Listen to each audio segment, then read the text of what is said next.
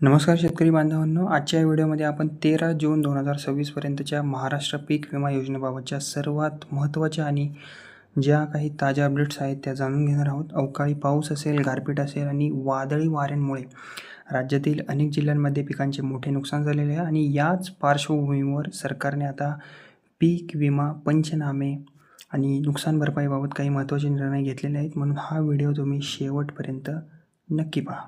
Okay, आता जी पहिली update आहे, ओके, त्याबद्दल सांगायचं झालं तर मे आणि जून महिन्यात झालेल्या अवकाळी पाऊस आणि गारपिटीमुळे महाराष्ट्रातील अनेक जिल्ह्यांमध्ये मोठ्या प्रमाणावर शेतीचे नुकसान झालेले आहे आणि सरकारने नुकसानीची जी काही गंभीर दखल आहे ती घेतलेली असून प्रशासनाला तातडीने कारवाई करण्याचे आदेशसुद्धा दिलेले आहेत. ओके, आता 27 जिल्ह्यातील पिकांचे नुकसान झालेले आहे. प्राथमिक माहितीनुसार राज्यातील तब्बल 27 जिल्ह्यांमध्ये 61,000 हेक्टरपेक्षा जास्त क्षेत्रावरील पिकांचे नुकसान झालेले आहे आणि यामध्ये केळी पिके, फळबागा, भाजीपाला पिके आणि इतर खरीपपूर्व पिकांचा समावेश आहे आणि अनेक शेतकऱ्यांना मोठा आर्थिक फटकासुद्धा बसला आहे.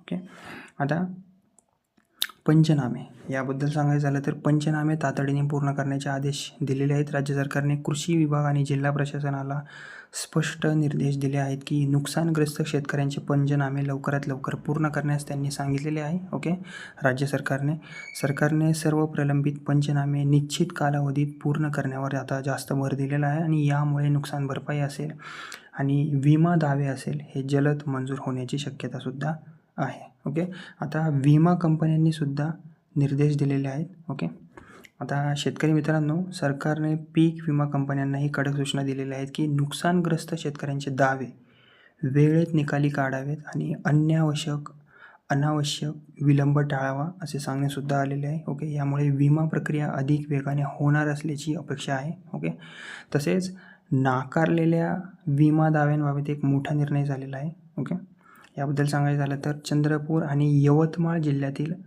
अनेक शेतकऱ्यांचे विमा दावे जे आहेत ते तांत्रिक कारणांमुळे नाकारण्यात आलेले होते आणि आता राज्य सरकारने अशा सर्व प्रकरणांचा पुन्हा फेर आढावा घेण्याचे आदेशसुद्धा दिलेले आहेत.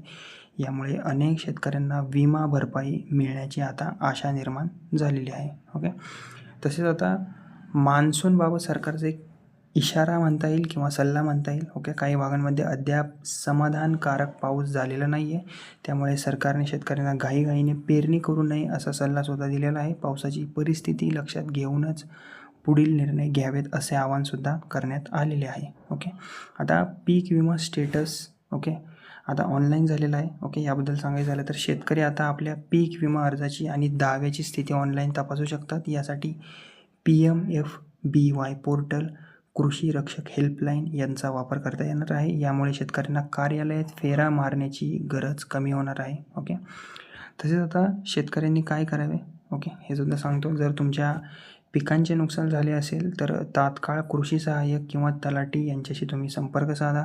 पंचनामा झाला आहे का याची खात्री करा. विमा अर्ज आणि पावत्या सुरक्षित ठेवा. मोबाईल क्रमांक आणि बँक खाते बरोबर ठेवा, अपडेट ठेवा.